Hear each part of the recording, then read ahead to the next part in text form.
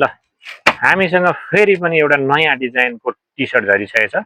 हेर्नु होला यसको डिजाइन यस्तो छ, पछाडि यस्तो छ, पछाडि यस्तो इलास्टिक पनि छ, फ्लेक्सिबल, मोटोको लागि पनि कम एडजस्ट गर्नलाई हुन्छ, दुब्लोको लागि यता छ, तान्दा भयो। अनि यसमा मोतीले भरेका छन्, कन्ट्रास्ट बटम छ सर।